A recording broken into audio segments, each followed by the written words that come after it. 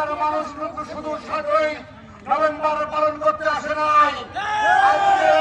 আজকে কিন্তু এই ঝিনাইদহের মানুষ উৎকণ্ঠা নিয়ে ঝিনাইদহে এসেছে।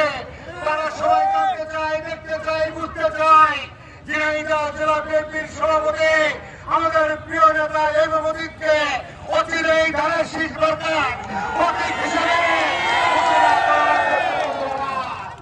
আমরা সবাই জানি এই ঝিনাইদহ জেলা বিএনপির মধ্যে একজন মাত্র ব্যক্তি আছে যাকে আমরা এই ঝিনাইদহের আপামর জনসাধারণ সবাই চেয়েছে।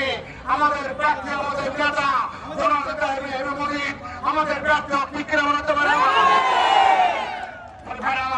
আমি ভালো স্লোগান দিতে পারিনি, আমি মাত্র একটা স্লোগান দিয়ে আমার কথা শেষ করবো। বলেন মার্কা কি আছে? মার্কা কি আছে?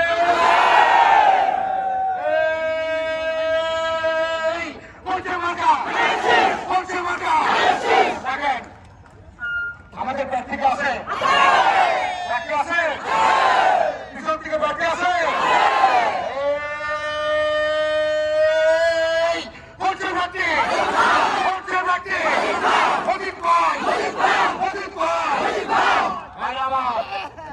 মজিদ ভাই পিঠে মজিদ ভাই ঝিনাইদহ 2 আসনের বিএনপি এবং বঙ্গ সংগঠনের নেতা কর্মীদের দাবি আমাদের দল থেকে আগামী 13তম জাতীয় সংসদ নির্বাচনে মনোনয়ন দিতে হবে।